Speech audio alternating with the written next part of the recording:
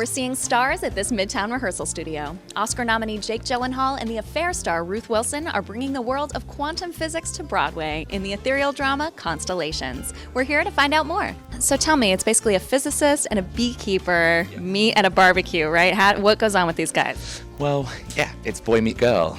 But the twist of this play, it's boy meets girl, boy re-meets girl, boy meets girl again and again. And what we see is the play has the form of the quantum multiverse, which is the physics she studies.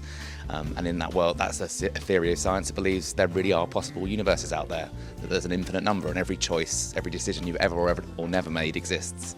And so the play shows us that. You're in New York again, another Nick Payne play. I mean, you must have had a lot of fun last time you were here, huh? Yeah, I did. I loved working with Nick and with Michael Longhurst, and I love Nick's writing.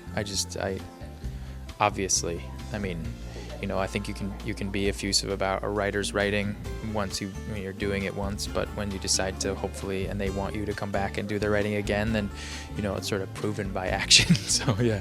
So you're wooing Dominic West on TV, and now you've got Jake Gyllenhaal here. I mean, are you the luckiest woman alive, or what? Probably, yes, probably. I'm not complaining. What is it like? I mean, you guys have been working together, you and Jake, for about a week. What's your first impression of him been like? Oh, it's great. I mean, I've seen him on my screens for years, and he's so versatile as an actor, and always brings such an interesting physicality to everything he does. And working with him, it just feels like we've known each other for years already. I'm so happy to be working with Ruth. If you're going to be up on stage alone with an actor for 70 minutes, dealing with material that is pretty difficult and ever-changing, and totally sporadic, and in my opinion, so demanding structurally.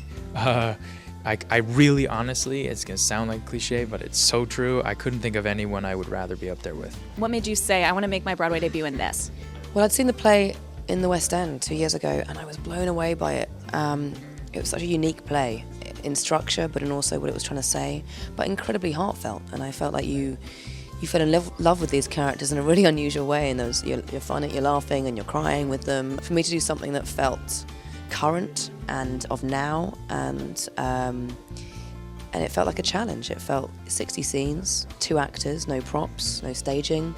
That for me was a huge pull. I want to ask, you're playing a beekeeper, so you're going to do any like beekeeping or any studying on that? Yeah, well, we already have. Yeah, really?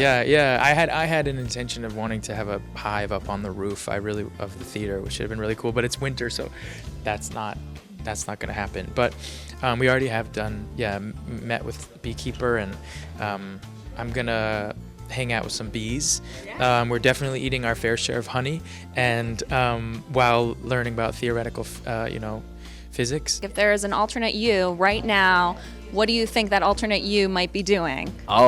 He's probably in bed. What would that alternate you be doing at this very moment? Be on a beach in Bali. Lovely. That's where mine would be too. The idea is that everything's sort of happening at the same time. So, at the same time you asked that question, you also didn't ask that question. So at the same time I'm answering this question, I probably didn't answer that question. So that other me is just not answering your question.